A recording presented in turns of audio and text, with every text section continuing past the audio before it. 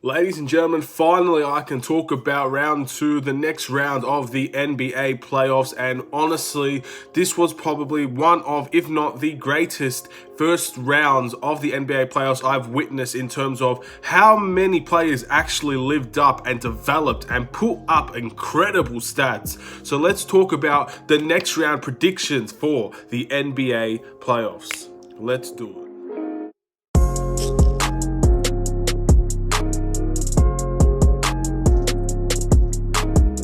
What's up everybody, it's the Aiden Sports Show. Welcome back to another video. Today we are going to talk about the NBA playoffs, the next round, or the current round I should say, for some of these teams and pretty much all of these teams now. We finally know the matchups that will take place within the NBA playoffs, the East and the West. We have had incredible games and some surprising upsets, I guess you could say, when it comes to the NBA playoffs so far. Now, a lot of these teams have actually already played in some of their round two games. The Miami Heat and the Bucks and the Raptors and the Celtics have already played in their rounds. So it's going to be very interesting to see where they're going to go from here and if the predictions will end up being different because of the results that have already happened. But before we get started, please like and subscribe to the Aiden Sports Show YouTube channel. Turn notifications on and let me know in the comments below, who do you think will advance in the NBA playoffs for this round as we go into some of the toughest games that could potentially happen and some of the most exciting matchups that could potentially happen within the NBA. So without further ado guys, let's get to the matchups of this round. Now, I'm going to go to the East first because pretty much the East round two has been going on for a long time now. There's going to be game three. I believe game three is actually happening now, or if I'm not mistaken, it should be happening today between the Raptors and the Celtics.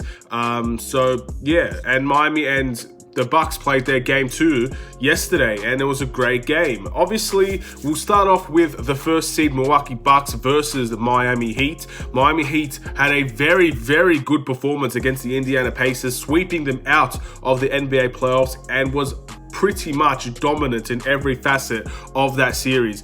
Honestly, I thought that would be tremendously close. I did not have a clue that the Indiana Pacers would end up choking that performance in a way. I mean, all those games were close, don't get me wrong, but I expected the Pacers to win at least one. Now, obviously, there has been difficulties beyond the playoffs, and there were difficulties during the playoffs with Victor Oladipo and other players, Sabonis as well. So it is not all bleak for the Indiana Pacers. They have reasons why they performed the way that they did. But Miami so far have taken a 2-0 lead against the Milwaukee Bucks. And to be honest, seeing the Milwaukee Bucks against the Orlando Magic did not give me confidence because I don't think the Bucks were great in that series. And I thought Orlando really took it to them. And I said in my predictions for the first round of the NBA playoffs, Orlando can take a few games away from this team. And they proved me right. And they proved they are a good team when it comes to beating upper class teams above their level with the way that they play, and a bunch of injuries as well. So Milwaukee have not been great. They've not really looked intriguingly good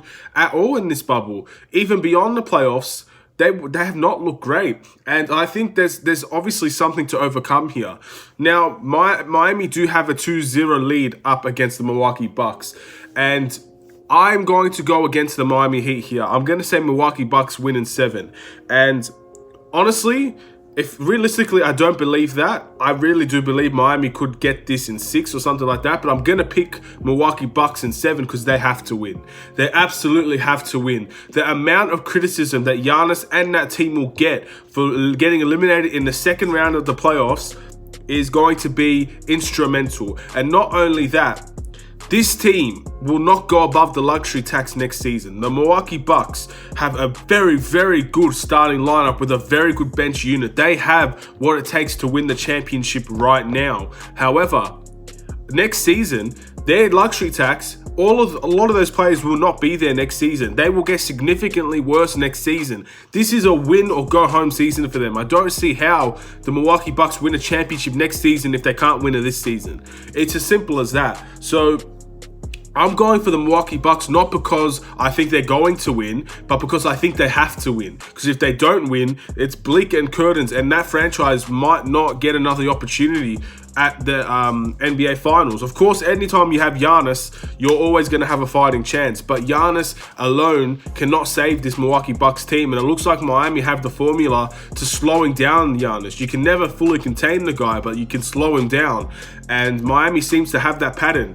It's all going to be, it's really telling when in game 2, Jimmy Butler, even though he got the winning free throws at the end, that he had a very, very, very subpar game and ended up and Miami still ended up winning. Miami, and if you watch that game too, even if you watch game 1, Miami looks so much better than the Milwaukee Bucks. So there's clearly something going on, and I think the Milwaukee Bucks have to pick it up. I think they have to win. Otherwise, it's I don't see them being in another situation like this where they are the favorites. I don't see them being the favorites again, and maybe that goes and suits them for next season, but this is a now or nothing situation, at least in my eyes, for the Milwaukee Bucks. And the Miami Heat will have the same team next season, relatively, I believe. I mean, there could be a few here and there because obviously you have people on rookie contracts and you have people that are getting decent money, but obviously the Miami might look to make some minor trades here and there, or maybe they go after a big superstar. But regardless, they're going to have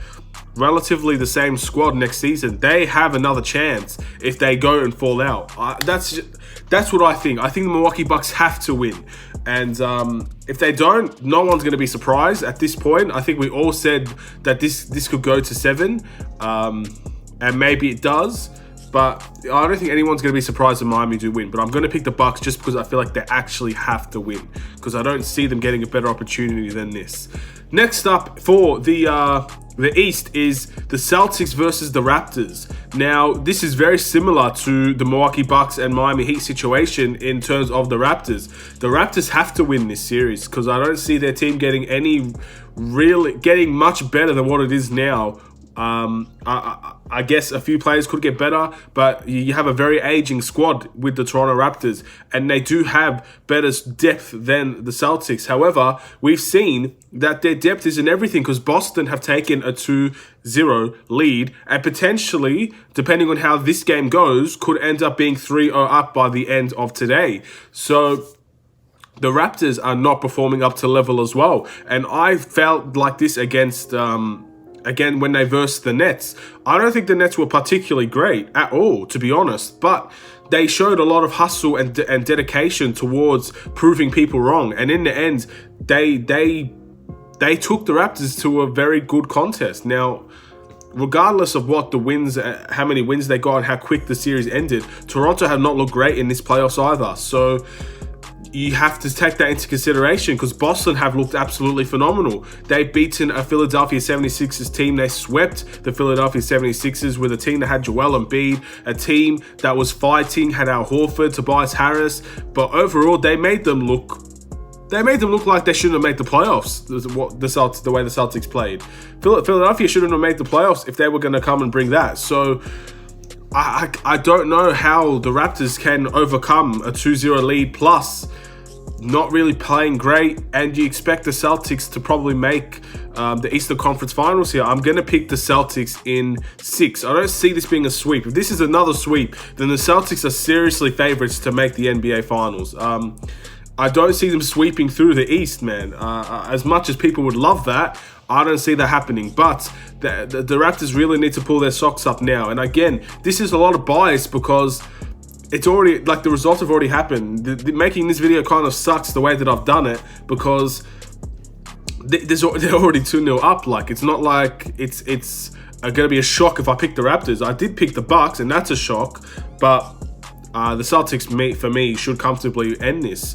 And it won't be a sweep. I very much doubt it'll be a sweep because I feel like these two will have very good games. But if it is a sweep, then Celtics are looking really dangerous, man. So we have to see where that goes as well. Going on to the West, and this one is a little bit more difficult because a lot of now, I believe that both West teams have not started their games yet. So Houston and OKC went to a Game 7.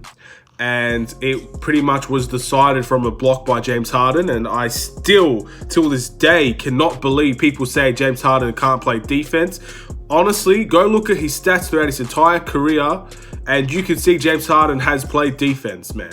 this whole myth that James Harden doesn't play defense because of a few memes here and there of him not trying.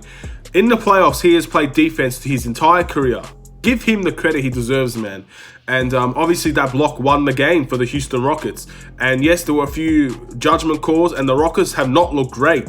But in the end, they did exactly what they were supposed to do, and now they're going to go and face the Lakers, a team that they've had very good success with over the past season. They've beaten them quite a few amount of times, and some of them were by a lot of points. So Houston and the Lakers are going to be interesting. Obviously, the Lakers beat the Trailblazers fairly comfortably. Portland got game one, but I think it was lights out pretty much since then. LeBron showed up, Anthony Davis showed up. The thing with the Lakers is, and this might really end up being their downfall, where's that next player going to come from for the Lakers? Who's going to be that next player that actually elevates their team? Now, Kyle Kuzma has done it on occasion already in the playoffs, but where's Danny Green? Why is Danny Green not showing up in this playoffs? I've not seen a good game out of Danny Green yet. That's an experienced player that you expect to contribute in games like this in the NBA playoffs, and he's not really lived up to that part. So overall, they don't have a very strong bench. They don't have a very strong scoring option besides LeBron and AD. They need to find that player, and they need to make sure that player actually steps up to this situation. Otherwise, they could very well lose to the Rockets. But in saying that, the Rockets, and I'm still suspect on this, I know Steven Adams is a center, and Steven Adams should have had a much better series than what he did. But are you telling me that Anthony Davis will not have his way with PJ Tucker? If Anthony Davis does not drop 20 points throughout this entire playoffs and 10 rebounds or however much, if he's not averaging a double-double in this series, then I think Anthony Davis has failed. Because truly, I know that they attack the glass hard, the Houston Rockets, and they are a smaller team. But the Lakers have led the league in offensive rebounds, I believe. There is no reason why the Rockets should come anywhere near the Lakers. But, of course, when you have James Harden and Russell Westbrook, when he comes into form, if he does, Rockets are a dangerous team. And hopefully they can make this a close series. But I think regardless of James Harden or OKC and Chris Paul, this should be a comfortable victory for the Lakers. I'm going to pick the Lakers in 5. That's where I see this going. It could be a 6-game series. I will not put it past the Rockets to take this to 6 or 7 if they're in form. But I don't think they've looked particularly good against the OKC Thunder. I don't think they have. Eric Gordon's shot 18% from the 3-point line in the last series. They need better from him. I think their best player outside of James Harden was House, maybe Covington. PJ Tucker wasn't great, so I don't know where their entire team pretty much needs to step up, because even James Harden wasn't great in this series. I think they'll have a little bit of a better time in terms of offense with the Lakers, but so with the Lakers with the Rockets. It's going to be very interesting, that matchup, but I'm picking Lakers in 5. Now, the big one here and the finale, the Los Angeles Clippers versus the Denver Nuggets. And can I just give a round of applause to that series between the Denver Nuggets and the Utah Jazz? Oh my goodness, what a series that was. That was by far the best series in this playoffs, and it's been a very good, it was probably one of the better series of all time in the NBA. There was like 40, 50s, like points dropped every night from different players, man. Jamal Murray and Donovan Mitchell absolutely tore the house down with both guards. And you had Nikola Jokic and Rudy Gobert battling it out for paint dominance. Absolutely sensational series, man. If I had to recommend any series you'd ever go back and watch, go watch that series. Because seriously, they tore the house down. This was sensational. I really had a great time watching that series. And I've got a newfound respect for Donovan Mitchell, which a lot of people, I thought that he was a very good player, but I never thought he'd be a player to drop 50 points in a playoff series on consecutive days. And Jamal Murray, man, surprised the hell out of me too. Jamal Murray basically became the best playoff player in the world for a series, man. It was incredible. You have to go watch it. But In the end, will Jamal Murray and the Denver Nuggets hold a candle to the Clippers? Let's talk about the Clippers real quick, because they had the Mavericks in a very, very, very good series as well. You have to check out how Luka Doncic performed under controversy, under flagrant fouls, under ankle injuries. Luka Doncic in his first playoff series has set the bar so high for everybody else. Oh my goodness. That's his Luka Doncic. It's his first playoff series and he's playing like this. Luka Doncic has potential to be the best player of all time. I'm going to come out and say it. He does have that potential, man. Will he get there? Only time's going to tell, but enjoy the ride. Mavericks fans, you've got so much to be grateful for. And the NBA fans in general, watching a player like Luka Doncic has so much to be thankful for, man. We are blessed to watch him play, truly. And obviously you have two of the best players in the world in Kawhi Leonard and Paul George on the same team, and they still manage to struggle against a Dallas side that plays little to no defense. However, will they beat Denver? This game will definitely go to 7. I just don't know how it doesn't. I think Nikola Jokic will have a much better time with Zubac on him compared to Rudy Gobert. So there's a key element you need to keep your eyes out on as well. The Clippers bench is going to be the key here. If Lou Williams steps up, if Harrell steps up, if they have Patrick Beverley playing well and guarding Jamal Murray in the starting lineup and he locks him down, then you have the ability to let Kawhi and Paul George do their thing. And Paul George has been a meme this entire playoff series for how poor his performances have been. He's had 2 good playoff games in this series, in my opinion. But obviously the games that he's had been poor were really bad. And look, he's kind of done this to himself, but he has the time and he has the capabilities and he has the team behind him to change things around. And I think the Clippers will win this series. I know that's a very big statement to make, because I think Denver, for a lot of people, would be considered the favorites comparing the 2 series that they've both played. Denver could well and truly be the favorites here, but I think Kawhi Leonard will carry this team, man. He carried them against the Dallas Mavericks. He will carry them against the Denver Nuggets. I don't know where else it will go, but Kawhi Leonard will carry, man. And we'll see if it's going to be enough. But if Jamal Murray has the same type of series as he did with the Utah Jazz, then it could be curtains very quickly for the Los Angeles Clippers. So another interesting series that we can see. And I believe that game is actually going to be happening today as well. Again, correct me if I'm wrong. So that is going to be the end of this very long video. Thank you guys for watching. Please like and subscribe if you're new. If you think I am wrong under any of these circumstances, any of these games, especially the Bucks and Miami game, please let me know in the comments below and let's have a chat. Have a wonderful day. Take care.